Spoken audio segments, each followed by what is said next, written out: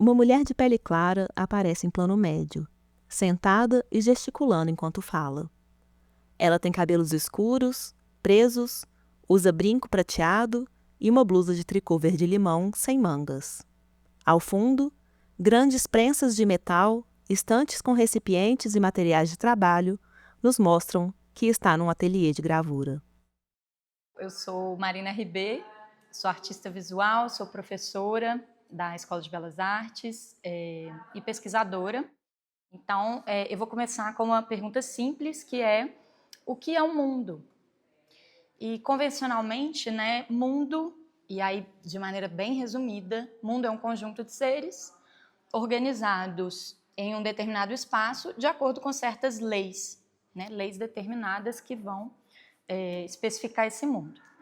Essa questão da pluralidade dos mundos ou não, né, se o mundo é único, se existem vários mundos, ela remonta à antiguidade, provavelmente com Demócrito, mas foi na Idade Moderna que essa questão reaparece com força no imaginário, né, de seres habitando outros mundos. Então a gente tem uma extensa literatura sobre isso, e isso se dá, a meu ver, por três razões. Primeiro, pelo mapeamento do céu que estava sendo feito na época, pela discussão sobre o poder divino de criar outros mundos infinitamente. Eu vou destrinchar isso, tá, mais para frente. E terceiro, pelo contexto político-econômico, porque é o momento do surgimento do Estado-nação, o avanço do capitalismo e a expansão colonial europeia, que vai colonizar os outros, né, novos mundos e aniquilar outras maneiras de conceber, de enxergar e de lidar com esse espaço aqui do mundo vivido, né? Sobre o mapeamento do céu, então, é o momento da Revolução Astronômica, da invenção da luneta astronômica também, do Galileu, que não era a primeira luneta, né, que as pessoas já estavam fazendo lunetas, mas é uma luneta diferenciada, né, com alcance diferenciado, e também um momento de progressos da matemática que vão ajudar a astronomia a se consolidar enquanto ciência, ainda que com a ajuda da ficção, nas lacunas onde a ciência não consegue explicar. Então, a ficção, e aí eu trouxe esse livro, que é um livro que eu gosto muito sobre isso, está em francês, mas ele chama Contos da Lua, Ensaios sobre a Ficção e a Ciência Modernas, da Frédéric Aït-Touati. Ela, enfim, vai justamente discorrer sobre como que a ciência moderna ela se funda com a ajuda da ficção, né? Então, um paradigma que vai ser epistemicida, que vai se dar como verdade, ele vai se valer sim da ficção, para poder justamente preencher ali onde a ciência não consegue ainda explicar, onde não tem recursos, né? Então, por exemplo, o Kepler escreve um livro que chama Sonho, e nesse livro, enfim, tem uma viagem para a Lua e começa a descrever os movimentos da Terra, da Lua, do Sol, dos astros, da perspectiva da Lua, né? No livro ele vai dar outros nomes para a Terra, vai chamar Volva, a Lua vai chamar outra coisa, mas enfim, é um texto que é considerado como o primeiro texto de hard sci-fi, e no qual ele tenta, na verdade, descrever os movimentos da Terra do Copérnico, né, que ele quer provar, mas ele não tem recurso matemático suficiente ainda. Então, ele usa da capacidade inventiva e intuitiva dele enquanto pesquisador ali, né, para escrever esse livro. Dá problema, vai parar na Inquisição, a mãe dele vai parar na Inquisição, tem uma história bem curiosa em torno desse livro. Mas, enfim, para dizer que é um contexto aí que tem a ficção e que tem o segundo ponto que eu trouxe, que está ligado à teologia, né, sobre esse poder divino de criar mundos infinitamente. E aqui entra o Leibniz, que eu vou falar dele, também trouxe os ensaios de Teodiceia. Mas a teologia que surge como ciência no mundo cristão medieval, na Idade Moderna, em geral a gente aprende que sim, a ciência, né, vai substituir a fé, a ciência racional vai substituir a fé, mas a teologia ainda colabora com essa afirmação do paradigma científico, o que seria, né, o que pareceria uma contradição com esse recuo histórico que a gente tem hoje, mas que, no fim das contas, existe um acordo e união de esforços ali entre as duas. Então, só para fazer essa fundamentação de que o paradigma rígido e epistemicida, né, vai ter como aliadas a teologia e a ficção e depois vai dar as costas e falar, não, eu sou a verdade. Então, é nesse contexto que está inserido Leibniz, que, como a maior parte, né, da classe dos intelectuais modernos, ele era religioso. E o Leibniz, a gente vai ver em vários lugares, falando, é o pai dos mundos possíveis. Ele não é o primeiro a usar essa expressão. E ele também não teoriza ela. Né? Eu já li em certos lugares a teoria dos mundos possíveis do Leibniz. Não, ele não cria a teoria dos mundos possíveis. E é muito interessante, vocês podem ler, né, no Ensaio de Teodiceia, que eu trouxe uma versão francesa também, mas é traduzido, nos Ensaios de Teodiceia, que é onde ele vai falar do melhor dos mundos possíveis, que é o verdadeiro mundo atual, que o Deus, no caso do cristianismo, escolheu atualizar. Né?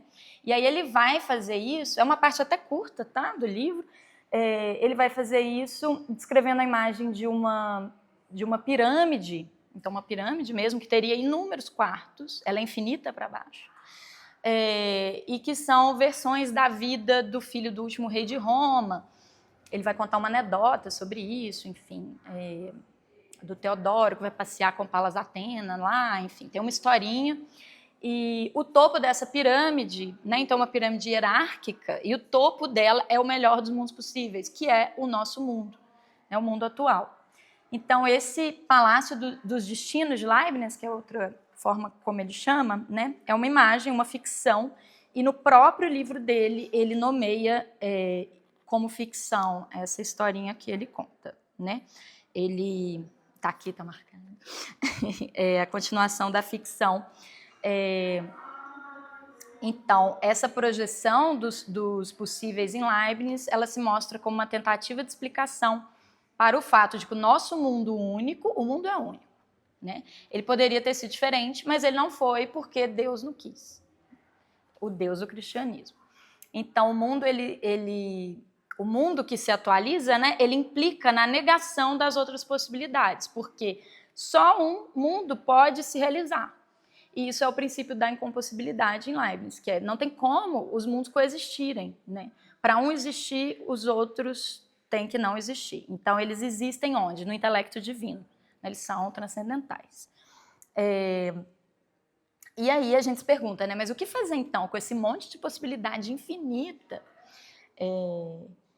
E aí tem até, gente, uma tese muito interessante de uma professora da UFU, que é a Raquel Azevedo, é uma tese na área da economia, que ela vai justamente falar sobre a relação do cálculo infinitesimal com essa ideia da pirâmide, enfim, porque ele usa isso também para desenvolver, né, a ciência dele. Assim. Então, essas versões, né, que não são atualizadas, elas existem virtualmente, né? E aí é nesse complexo que entra as teorias e apropriações contemporâneas dos mundos possíveis, que, na maioria dos casos, não vão ser, né, metafísicas como a do Leibniz. Então, o que quer dizer que elas não vão entender que os mundos possíveis habitam a mente divina, né, que eles pré-existem, estão esperando ser encontrados, né, mas que eles são estipulados, eles são construídos, né, de diferentes formas. Né, a gente vai ver. Então, em 1963, o filósofo e matemático estadunidense Saul Kripke, ele publica um artigo, não tem tradução em português, mas eu vou fazer uma tradução, que é Considerações Semânticas em Lógica Modal. É um artigo de 7 páginas, mas, enfim, para quem é das artes, né, é dificílimo, porque ele é quase todo escrito em linguagem lógica. Né? Então, nesse artigo, ele estabelece um modelo semântico para a lógica modal, interpretando ele em termos de mundos possíveis. Né? Brevemente, né, a lógica modal é uma lógica não clássica que trata das modalidades. Né? O adjetivo modal, inclusive, significa modos de verdade. E, basicamente, essa lógica ela vai complementar a linguagem da lógica clássica, né? Então uma lógica não vai querer negar a lógica clássica, mas vai complementar com os operadores. É necessário que e é possível que. Então, assim, falando de forma resumida, né? Eu nem sou especialista em lógica, né? Mas tive que estudar. Mas é como se a lógica moderna, modal, né? Ela pegasse emprestada a noção de mundo possível para analisar o conceito de necessidade e o valor de verdade das proposições.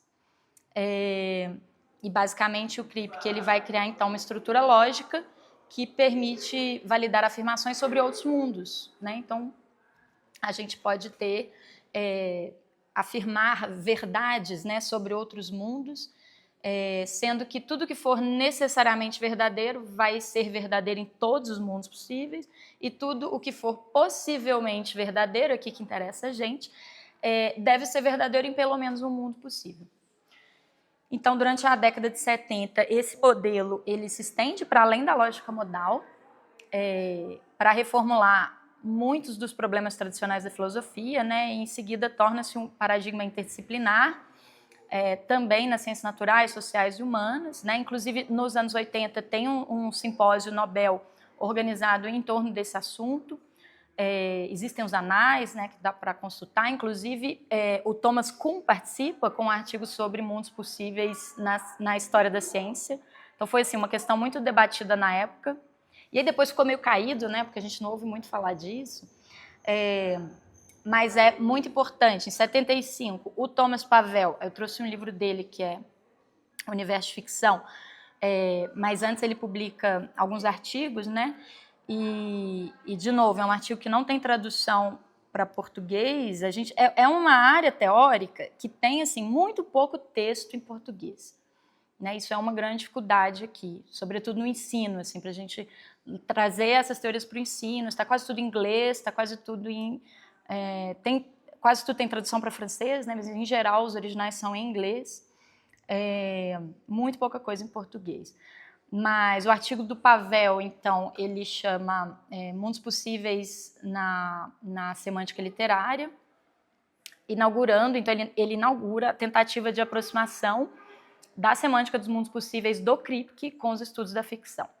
Né? E esse pessoal, em geral, não vai nem mencionar o Leibniz, né? Porque, como eu disse, ele não cria teoria. Né? Ele lança uma imagem que é muito interessante, inclusive, como eu estou trazendo isso para a questão do ensino, né? Em sala de aula é muito legal trazer a ideia da pirâmide, é uma imagem muito rica. Né?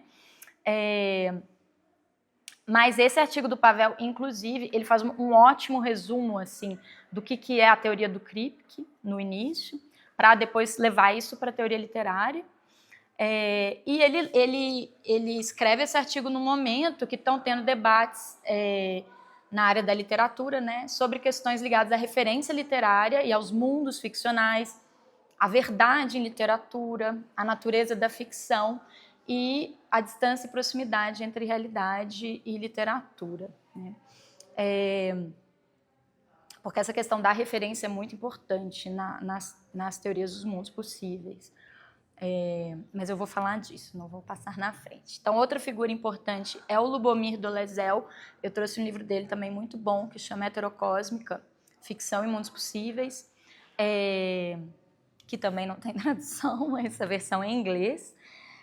E o Dolezal, ele também tem artigos, tá? Os artigos a gente encontra todos online. Ele vai dizer que os mundos possíveis eles não aguardam descoberta, né, em algum depósito remoto ou transcendente, né, porque eles são construídos pelas atividades criativas das mentes e das mãos humanas. Então é uma outra perspectiva. Né? O pessoal pega emprestado ali a teoria para pensar a criação mesmo. Ele diz, né, que os mundos possíveis da ficção são artefatos produzidos por atividades estéticas. Então, é aqui que a gente entra, né, com esses autores. Eu não estou falando todos, né, mas eu estou falando os que, no caso da minha pesquisa, também foram mais importantes. É aqui que a gente entra no domínio das artes, nesse campo teórico, e que é um caminho teórico, né, muito diferente das tradições que, em geral, a gente estuda nos cursos de arte, né, na pós-graduação. Então, pelos estudos literários, tem essa aproximação, que vai entendendo que a obra de arte ela pode ser um dos modos de existência de um mundo possível, que seria uma forma de atualizar um mundo que está virtual, né? Que está na imaginação, enfim. Então, essa abordagem ela é colocada a partir da discussão acerca da noção de ficção. Então, ficção é uma noção importante. E não vai ser a ficção que é a narrativa, né? Mas é quase que... Nossa, esse assunto é cabeludo, né? Ficção, eu estudo ficção há tanto tempo, e justamente tentando passar por um campo não narrativo, né? O que é a imagem que já se apresenta como ficção, e quase que a ficção ela participa ali da ontologia assim, da coisa, né? Mas, enfim, esse pessoal aqui já está dizendo assim, já está tentando pensar a literatura a partir da ficção e não da realidade, né? Então, Dolezal, por exemplo, ele é antimimético.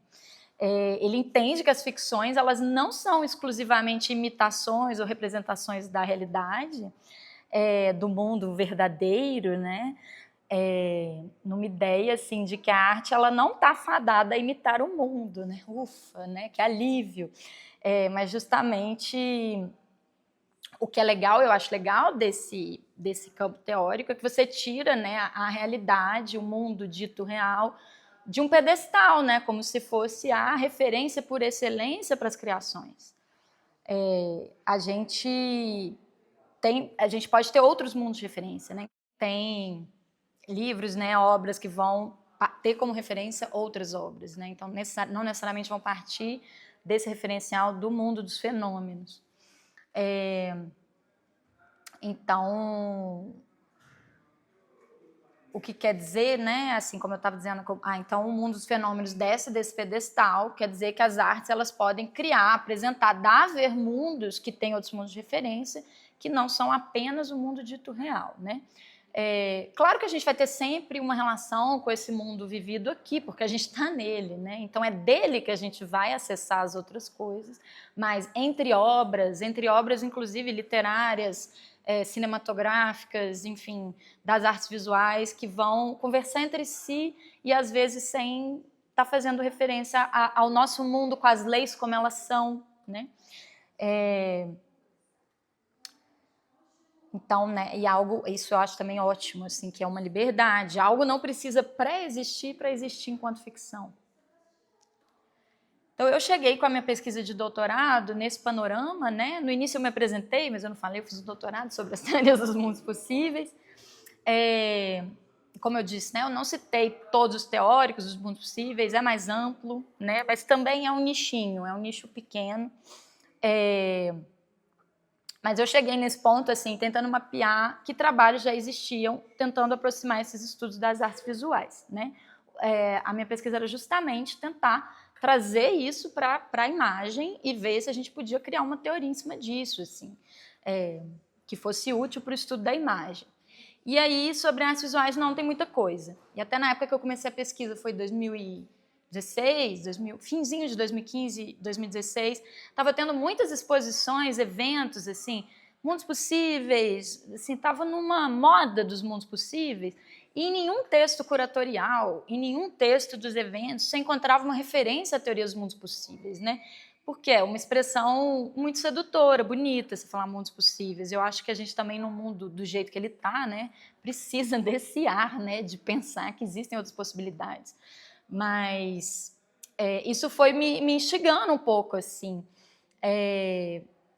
sobretudo em textos curatoriais, né, de exposição, que o curador vai ter uma pesquisa para a exposição, enfim. E aí não tem muita coisa mesmo, né? Então já não tem coisa em português. Eu vou falar, tá, de um professor daqui que tem os textos sobre mundos possíveis e artes visuais, mas assim tem menos coisa ainda, né? Então tem um trabalho muito bom que é esse do Alain Boyat, que é sobre cinema de ficção científica, que chama Cinema Máquina de Mundos. E ele chega, né, assim, é o único livro que eu conheço no qual ele chega de fato, né, a construir um quadro teórico em cima da criação de mundo visual. que vai muito além da narrativa que os filmes vão desenvolver, né? Então, como eu disse, não é ficção como narrativa, né? Mas como uma operação que cria mundo. É muito interessante, porque eu mencionei a Raquel de Azevedo, lá da UFU, e eu chamei ela para um evento, na época que eu estava no pós-doutorado na Escola de Arquitetura, organizei uma mesa sobre mundos possíveis, e ela foi falar de como que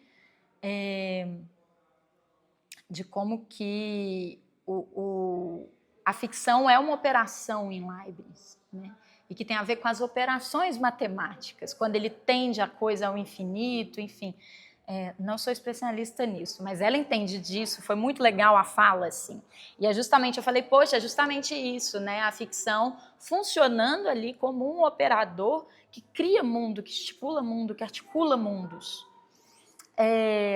E aí, no livro do Boyard, ele vai criar essa distinção entre filme como mundo, né, que seriam filmes que estabelecem mundos ficcionais, que são vários, né, e diferencia do filme de mundos, que não apenas vai estabelecer um mundo, mas na própria lógica ali dentro dele, ele vai permitir assimilar mundos paralelos que coexistem, né, no mundo real do filme, que às vezes vai ser uma ficção científica, né, vai ser uma coisa que não é o mundo real daqui, e acabam por deixar explícita, né, a lógica de uma pluralidade mundana, às vezes um personagem que vai passar de um mundo a outro, e do funcionamento do que o Boyard vai chamar de máquina de mundos.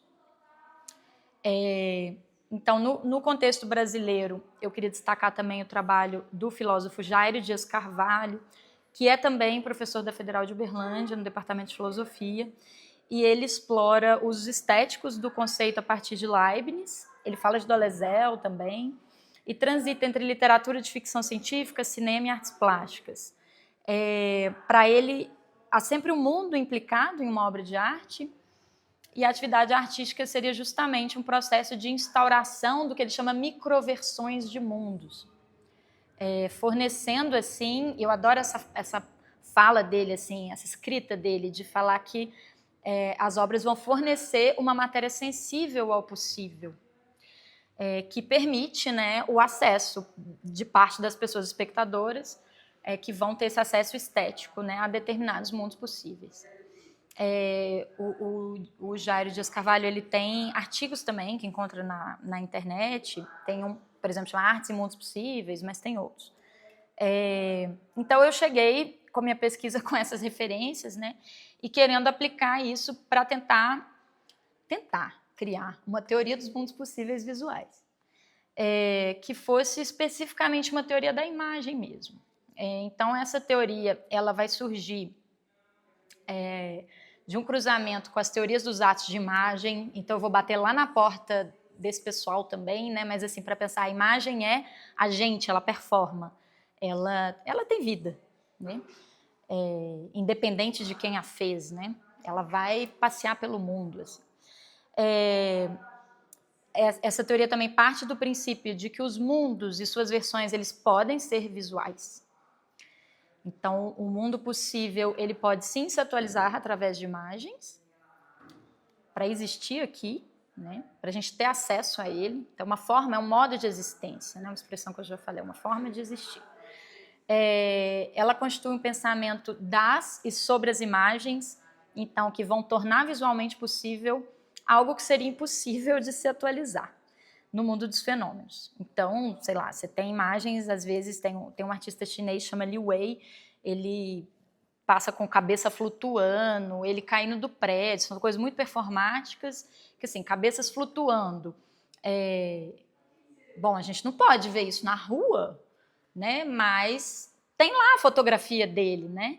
Inclusive, eu fiz menção ao simpósio Nobel, né, sobre mundos possíveis, nos anos 80. Nos anais, a gente encontra um artigo que fala sobre imagem. E esse artigo, ele enfim, de um pesquisador suíço, que chama Ulf Land, ele vai falar justamente, eu lembrei por causa de cabeça flutuando, eu lembrei do Magritte, e aí eu lembrei, ele vai falar, olha, a pintura, ela pode dar a ver mundos possíveis. Olha o Magritte, que ele faz? Tem cabeça voando, gente se beijando com cabeça voando, tem corpo, enfim, faltando pedaço, mas a fotografia não. E eu, assim, revoltada, porque na minha tese eu vou justamente trabalhar com corpus fotográfico, especificamente. E, gente, a fotografia desde o início, né? A fotografia amadora, o início do cinema também, Méliès jogando cabeça para cima, assim. Enfim, ele está falando de uma vertente da fotografia, né? E tudo bem, ele está num período histórico que a teoria da fotografia estava ali falando de outras coisas, mas, enfim, para mim a fotografia ela é quase que o meio ideal para mostrar, para dar a ver mundos possíveis, assim, e para chegar no entendimento que eu vou chegar mais à frente. Eu fui nele por causa da cabeça flutuando, né? Então, algo impossível e que pode ser aqui a foto, né? A imagem, então, também, segundo essa teoria, é vista como modo de existência, uma atualização de uma possibilidade, né? Que, do contrário, existiria apenas em potência. Estou sendo um pouco repetitiva, mas, enfim, para dar para entender. E também, para além do ou verdadeiro ou falso, a imagem é verdadeira ou falsa, as imagens podem dar acesso a diferentes valores de verdade. Lembrando que modal é igual a modos de verdade, que vão compreender as possibilidades. E aqui, assim, na tese, eu não trabalhei só com corpos artísticos, né, de imagens artísticas, mas fiz um contraponto com o uso político da imagem, assim, também. E como que a imagem, ela pode... O problema, né, não é ela ser manipulada. Vou falar de manipulação agora, na frente, mas assim, o problema não é ela ser manipulada, mas que uso a gente está fazendo disso, né? E aí tem imagens que vão falar, não, verdade, vão fechar, olha aqui a verdade. E tem imagens que vão ampliar, assim, vão mostrar, poxa, a realidade é construída, né? E vão transmitir isso. Então, eu acho que toda imagem que entra se afirmando dentro desse regime ou verdadeiro ou falso, né, ela é empobrecida, né? E aí a gente sabe como que é a junção, né, a amizade das imagens verdadeiras com a desinformação, né? Que, enfim, que pessoas chamam de fake news, etc., mas que é a desinformação mesmo.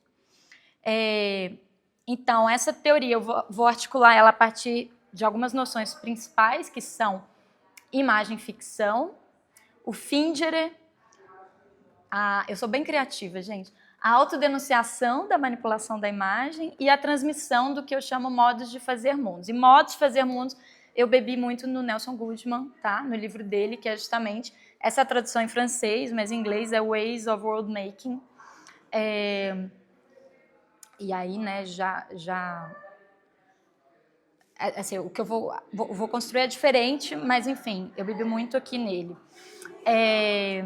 E aí, explicando, né, imagem e ficção, então, é um termo que eu pego emprestado de um artigo do Philippe Dubois, que foi meu orientador, né, e que aí foi esse momento que ele lança essa expressão, ele lança essa ideia de que a gente pode aproximar a imagem das teorias dos mundos possíveis, mas ele não vai desenvolver isso, né? E aí eu começo meu doutorado justamente nesse momento e articulo, né, até nesse artigo dele, ele vai dizer que a imagem-ficção é uma imagem ontologicamente fictícia, depois ele se arrepende desse termo, né? E aí quando eu comecei a entrar nessa seara, ele falou, não vai por aí. Mas eu articulei a imagem-ficção, então, como uma imagem fabricada, que é claramente manipulada, ela não esconde esse caráter da manipulação, né? Em uma atitude de autodenúncia, que vai ser muito importante para quando ela chegar para as pessoas espectadoras, assim. E que vai trabalhar entre elementos factuais e ficcionais, né, entre fatos e ficção, em um tipo de trama que vai fazer emergir, então, outras versões de um mundo de referência. Que não necessariamente vai criar outro mundo, mas às vezes vai trazer uma outra versão da coisa, né? O fingere, então, essa palavra latina, que é uma ideia que eu trabalhei desde o mestrado e vai falar de uma imbricação entre a fabricação manual, técnica, assim, e a fabricação conceitual, intelectual, que é como, assim, a fingere é uma palavra que dá origem para várias palavras, mas eu gosto no português de forja, né? Por exemplo, por exemplo, você forja o metal, mas você forja uma história também, uma mentira, né? E aí, para mim, isso é um verbo que vai falar de nós enquanto artistas, né? Como que a gente manipula o que a gente tem em nossas mãos. E aí eu não estou falando só de atividade manual, né? Pode ser digital, no computador, mas assim, o que está na nossa cabeça, o que é a nossa ideia, né? Para levar onde a gente quer, né? Onde nos convém. E para dar forma e força, né? Para coisas, assim. Então seria uma ação criativa na qual pode emergir a ficção, né, originando uma imagem ficção. A transmissão dos modos de fazer mundo, então, que é o que faltou falar, ela tem tudo a ver com a máquina de mundos do Boyard, que é um pensamento dos modos de fazer que parte dessa concepção. Então, do Finger, como ação que produz imagem-ficção, que se autodenuncia manipulado ou que não esconde esse caráter, né? E que, então, essa imagem ela deixa pistas de que ela é manipulada, ela deixa evidente que ela é manipulada. E aí eu estou falando, sobretudo, de imagens artísticas de fato, né? E não as imagens da desinformação, que querem, no final das contas, esconder que elas são manipuladas, né? É quase uma ética ali da imagem. E aí, do seu ato, né, de autodenúncia, então, que torna possível a gente encontrar as evidências da manipulação. Mas que viagem, né, o que eu estou falando. Assim, é uma teoria, né, quase ficcional, assim. Mas, assim, para que então isso serve? A ideia, que talvez seja otimista da minha parte, é que a percepção mais ou menos consciente desses traços da manipulação pode transmitir modos de fazer mundos, outras realidades, outros contextos, né? Modos de fazer outras realidades, modos de fazer outros contextos, e circunstâncias, né, que pareceriam a princípio impossíveis. Então, como se as imagens elas fossem professoras, eu uso até esse termo na tese, da imagem professoras da reinvenção e da produção de outras realidades. Como se elas tivessem estratégias de ação ligadas à propagação do movimento criativo que elas condensam, que é uma força de produção, que é a potência da imagem, é uma força de produção que não tem origem em cada imagem, mas que é ancestral, que perpassa as imagens, a história das imagens, as culturas, né, e a capacidade humana de invenção através das imagens. Então, assim, percebe que é uma teoria que está ali tentando estudar as imagens, eu posso pegar e estudar as imagens, mas que está pensando o efeito disso no mundo social, nas pessoas, enfim, um pouco, para que serve isso? Para que servem essas imagens, né? O que elas podem... É um pouco quase assim... eu não gosto de falar a função, né? Mas um pouco... isso, assim, um funcionamento delas com os humanos, assim, com o mundo. Então, é nesse sentido, né, que eu digo que a imagem ela pode convidar a um processo ativo, que ela pode transmitir um conhecimento específico da manipulação. Então, justamente, manipulação, não tem um julgamento moral em cima disso. A manipulação é ruim, a imagem manipulada é ruim, porque no tempo que a gente vive, né, tem um pouco essa ideia. Não, a imagem manipulada está errada, é falsa. Não, as imagens são manipuladas desde a origem das imagens. Isso faz parte da história das imagens, né? Então é inerente à imagem ser manipulada, né? Pelo mínimo de intervenção que ela tenha, assim, a gente tem que assumir isso. E a gente não tem que lutar contra a manipulação. A gente tem que fazer uma educação para a gente entender que isso, né? Que a manipulação existe. Agora, que uso que isso está tendo, né? Como e por onde essas imagens estão circulando? Né, que ideias elas estão, enfim, querendo fechar, né? Porque nas artes, que eu saiba, né, em geral, os sentidos vão ser abertos, né? É muito difícil você encontrar assim, uma função comunicacional muito específica e fechada, né? Que não tenha abertura para outras experiências, outros afetos, outras interpretações, enfim, por que lado você queira chegar numa obra, né? Então, certas imagens, certos trabalhos artísticos mostram que seria possível construir outras realidades para o nosso tempo presente. E aí, então, pode servir tanto para criar mundos ficcionais, eu sou artista, eu sou cineasta, eu vou criar outras coisas, mas, assim, e para a população que não é artista, né? Para que isso serve? Seria nesse sentido, né? Eu tentei trazer essa dimensão dupla. Não sei se ficou claro. Mas, enfim, é possível construir outras realidades para o presente, é possível contar outras histórias para o passado, né? E é possível imaginar outros contextos para o nosso futuro e trazer isso visualmente, né? E aí, muito importante, isso não se dá pelo nível do conteúdo veiculado apenas, né? Mas pelos modos de fazer. Né? Então, pelos métodos de criação que as imagens condensam e propagam. Assim. Então, seria essa máquina de mundos. Então, atualmente, eu venho trabalhando com as ideias na graduação, né? Com alunos de graduação no curso de Artes Visuais, lá na Escola de Belas Artes.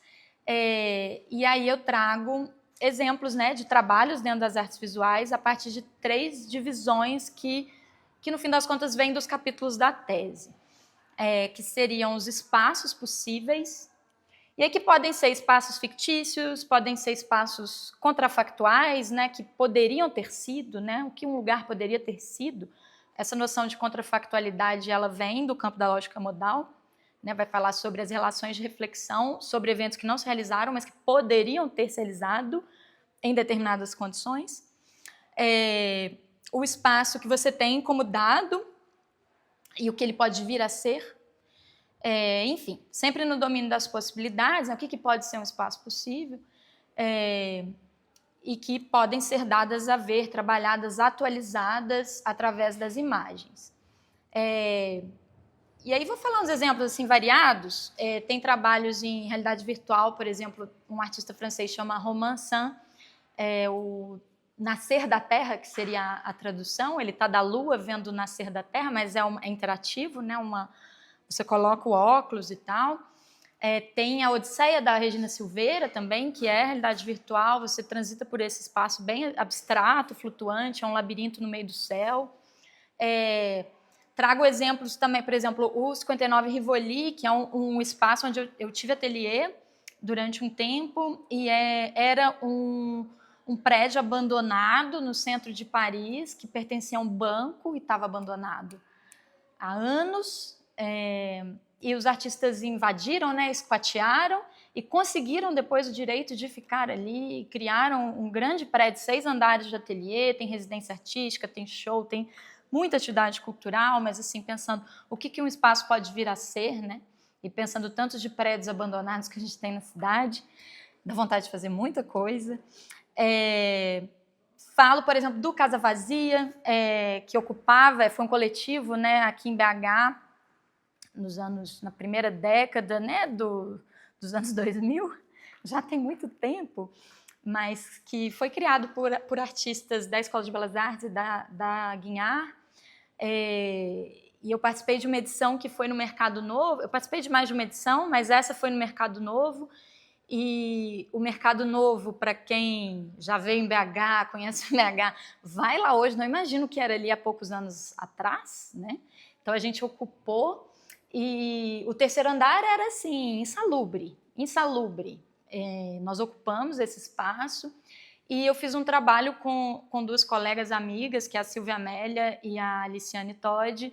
A gente fez um trabalho que chamava Placaria, que a gente criou placas para lojas imaginárias ali.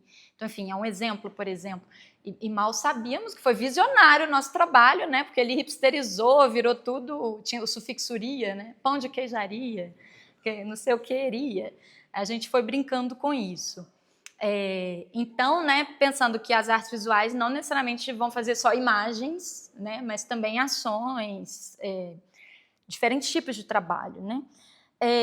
O outro grupo, então, seriam as histórias possíveis, e aí eu vou falar de artistas que vão contar outras versões das histórias oficiais. Então, por exemplo, o Henrique Baudelaire, que é esse artista francês que faz uma cena montada. Esse trabalho dele chama Os Detalhes Terríveis, né? que seria a tradução, ele faz uma encenação e ele manda para um festival de fotojornalismo, né? E aí ele é rechaçado no festival, mas ele estava justamente usando essa imagem para denunciar aquela farsa ali do fotojornalismo, né? Dessa imagem imparcial, enfim. Um artista bem interessante, o Walid Raad e o Atlas Group, por exemplo, né, que vai, enfim, dizer, olha, talvez o meu arquivo fictício aqui, o nosso arquivo fictício, que o grupo é fictício também, né, tudo fictício, conte mais sobre o que a população civil viveu do que né, a história oficial desse tempo enorme de guerra, né, que o Líbano viveu.